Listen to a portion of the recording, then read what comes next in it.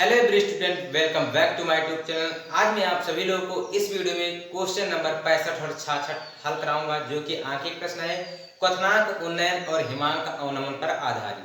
तो चलिए देखते हैं क्वेश्चन नंबर 65 क्या कह रहा है।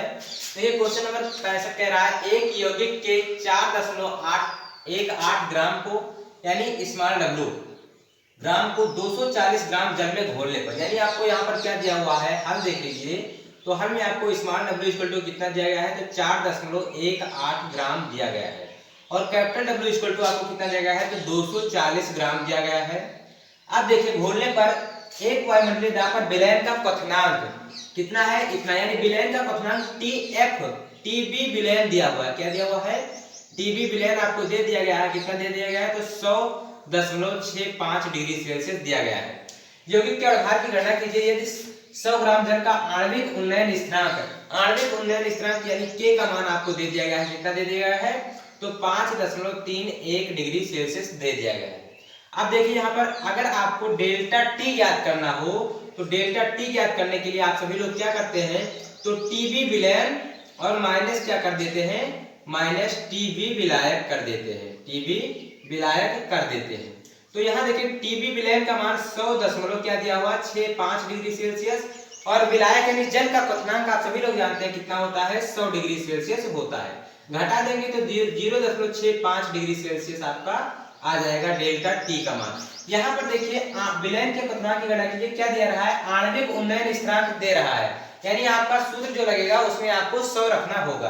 तो यहाँ पर आप सूत्र लगा दीजिए, डेल्टा टी इक्वल टू क्या हो जाएगा, 100 गुणे के और फिर गुणे स्मॉल डब्ल्यू और बटे में क्या हो जाएगा, स्मॉल एम गुणे कैपिटल डब्ल्यू हो जाएगा। एम का मान आपको ज्ञात करना है, अणुभार ज्ञात करना है।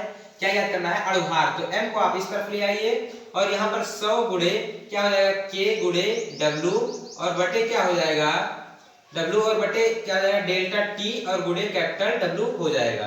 तो 100 हो जाएगा और गुणे में के का मान कितना दिया हुआ है, तो 5.31 दिया हुआ है, और गुणे स्मॉल डब्ल्यू का मान कितना दिया हुआ है, तो 4 क्या दिया हुआ है, 18 दिया हुआ है।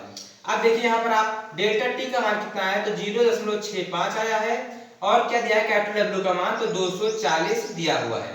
यहाँ से देखिए दशमलव से दशमलव हट जाएगा, तो आप देख लीजिए यहाँ पर क्या हो जाएगा, m इक्वल टू 100 और फिर गुणे में क्या हो जाएगा, 531 और गुणे 4.1 क्या हो जाएगा, 4.18 और बटे में क्या हो जाएगा, 65 गुणे 240 हो जाएगा। अब यहाँ पर देखिए m इक्वल टू कितना हो जाएगा, तो 100 को इससे गुणा कर दीजिए, क्या हो जाएगा 531 और फिर क्या हो जाएगा गुणे में 418 हो जाएगा, और बटे में क्या हो जाएगा, तो 65 गुणे 240 हो जाएगा। अब देखिए यहाँ पर आपको इससे भाग कर देना है, गुणा 3 से आप इसे काट दीजिए, क्या हो जाएगा 80 हो जाएगा। इसे जब आप काटेंगे 3 से तो क्या हो जाएगा आपका मान, तो 3 एकम 3 यानी 2 बचेगा, 23 हो जाएगा, 3 सते 21 यानी 1 बचेगा, कितना बचेगा, 3 सते 21, 2 बचेगा, फिर 3 सते 21 यानी m इक्वल टू कितना हो जाएगा, तो 177 और गुणे क्या हो जाएगा 418 और बटे में क्या हो जाएगा 65 गुणे कितना हो जाएगा 80 हो जाएगा, कितना हो जाएगा 80। अब आप इसको इससे गुणा कर दीजिए, या देखिए 7 और 7 14 और 1 15 और 6 5 11 8 यानी नहीं कटेगा। तो यहाँ पर आप देखिए 2 से काट दीजिए, तो 40 दुना क्या हो जाएगा 80 और 2 दूनी 4 और फिर क्या हो जाएगा 2 नवा 18 हो जाएगा, यानी एक बार 0 जाएगा और उसके बाद फिर क्या हो जाएगा 2 नवा 18 हो जाएगा। तो m इक्वल टू कितना हो जाएगा, 177 गुणे 209 हो जाएगा, और बटे में क्या हो जाएगा 65 गुणे 40 हो जाएगा 4। अब यहाँ पर देखिए m इक्वल टू 177 को आप 209 से गुणा कर दीजिए, 177 या 209 से आपको गुणा कर देना है, 177 को किससे 209 से, तो 7 9 63 यानी 6 हो जाएगा, 7 दूनी 14 हो जाएगा। फिर आपको यही लिख देना है 3 6 क्या हो जाएगा 4 1 और फिर आप गुणा करेंगे तो क्या हो जाएगा 9 0 2 हो जाएगा, जोड़ लीजिए तो 3 और 6 3 क्या हो जाएगा 9 हो जाएगा, तो 9 6 15 4 19 हो जाएगा, और फिर यहाँ पर देखिए 4 4 4 1 5 1 6 हो जाएगा, 3 हो जाएगा। तो यहाँ पर आप लिख दीजिए 36 993 और बटे में क्या हो जाएगा, तो 4 पंचे 20 और 4 छंग 24 और 2 26 यानी 2600 हो जाएगा। एम जब आप इसे भाग करेंगे तो आपका मान जो है वो आ जाएगा 14.2 2 और उसके बाद फिर 8 आपका आ जाएगा। ये अणुभार आपका कितना आएगा 14.228 आ गया। जो भी इसमें घोला गया था पदार्थ उसका अणुभार कितना आया तो 14.228 आ गया। चलिए अब देखते हैं क्वेश्चन नंबर 66 क्या कह रहा है। देखिए क्वेश्चन नंबर 66 जो है वो कह रहा है कि वांट हाफ गुणांक क्या है।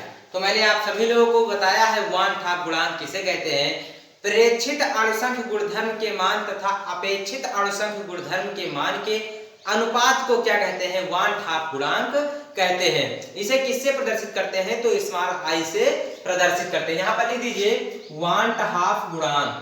वांट हाफ गुणांक तो वांट हाफ गुणांक किसे कहते हैं मैंने आप सभी को बताया है कि प्रेक्षित अणुसंख्य गुणधर्म, प्रेक्षित अणुसंख्य गुणधर्म, अणुसंख्य गुणधर्म और बटे प्रेक्षित अणुसंख्य गुणधर्म बटे अपेक्षित अणुसंख्य गुणधर्म के अनुपात को क्या कहते हैं हम वांट हाफ गुणांक कहते हैं। यानी वांट हाफ गुणांक जो बराबर होता है प्रेक्षित अणुसंख्य गुणधर्म बटे अपेक्षित अणुसंख्य गुणधर्म के बराबर होता है। इसे प्रदर्शित किससे करते हैं तो इसे स्मॉल आई से प्रदर्शित करते हैं। इसे किससे प्रदर्शित करते हैं स्मॉल आई से प्रदर्शित करते हैं। ठीक बेटा। अब चलिए देखते हैं इसमें एक क्वेश्चन भी दिया गया है कि 0.1 मोलर CaNO3 का होल ट्वाइस के विलयन के क्वथनांक की गणना कीजिए यदि K डैश भी आपको दे दिया गया है। तो यहाँ पर देखिए आपको मोललता भी दिया हुआ है। हल देख लीजिए मोललता आपको कितना दिया हुआ है मोललता आपको दे दिया गया है 0.1 मोलल। कितना दे दिया गया है 0.1 मोलल दे दिया गया है। अब देखिए यहाँ पर CaNO3 जो आपको दिया हुआ है CaNO3 दिया हुआ है होल ट्वाइस। इसे जब आप गर्म करेंगे तो ये क्या हो जाएगा अपने आयनों में टूट जाएगा यानी Ca2+ में टूट जाएगा और NO3- में टूट जाएगा। अब सभी लोगों को यहाँ पर देखिए I का मान अगर आपको ज्ञात करना होगा तो ये जो चार्ज है उसी को आपको जोड़ना होगा यानी I = वांट हाफ गुणांक = कितना आ जाएगा 3 आ जाएगा। अब आप सभी लोगों को मैंने लास्ट वीडियो में बताया था कि यदि आप मोललता या क्वथनांक में उन्नयन या अवनमन वाला सूत्र लगाते हैं तो उसमें अगर आपको I यानी जोड़ना है तो सूत्र आपका कैसे होगा। तो यहाँ पर देखिए मैंने बताया था डेल्टा TV = क्या होगा K डैश B गुणे मोललता। क्या होगा मोललता और फिर गुणे में क्या हो जाएगा स्मॉल I यानी वांट हाफ गुणांक। तो यहाँ पर देख लीजिए Kb का मान कितना दिया हुआ है तो 0.52 दिया हुआ है। मोललता कितना दिया हुआ है तो 0.1 दिया हुआ है। I का मान कितना दिया हुआ है तो 3 दिया हुआ है। आप देखिए इससे जब आप गुणा करेंगे तो 0.052 हो जाएगा और गुणे 3 जब आप इससे गुणा करेंगे तो क्या हो जाएगा 3 दूनी 6 3 5 15 हो जाएगा यानी 0.0 हो जाएगा। यानी डेल्टा TB का मान जो आपका आ जाएगा वो 0.156 डिग्री सेल्सियस आ जाएगा। लेकिन आपको डेल्टा TB का मान नहीं ज्ञात करना है यानी विलयन में क्वथनांक उन्नयन नहीं ज्ञात करना है। क्या ज्ञात करना है विलयन का। यहाँ पर देखिए विलयन के क्वथनांक की गणना करना है। यानी आप सभी लोग जानते हैं क्या होता है कि डेल्टा TB = क्या होता है तो TB विलयन होता है TB विलयन और माइनस TB विलायक होता है।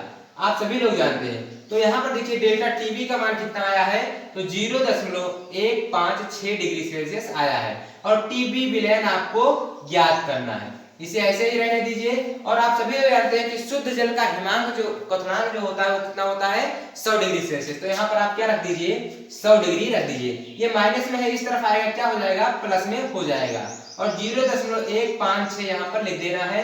अब देखिए आपको क्या करना है यहाँ से डेल्टा T यानी TB विलयन का मान आपको ज्ञात कर लेना है। इसे आप जोड़ेंगे तो क्या हो जाएगा 100.156 = TB विलयन हो जाएगा। TB विलयन आपका आ जाएगा यानी विलयन का जो क्वथनांक आया डेल्टा T आपका जो TB विलयन जो आपका आया वो कितना आ गया तो 100.156 डिग्री सेल्सियस आ गया। यही आपसे पूछ रहा था कि विलयन का क्वथनांक ज्ञात कीजिए। तो आपका विलयन का क्वथनांक कितना आ गया 100.156 डिग्री सेल्सियस आ गया।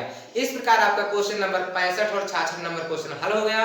अब हम मिलते हैं नेक्स्ट वीडियो में, तब तक के लिए धन्यवाद।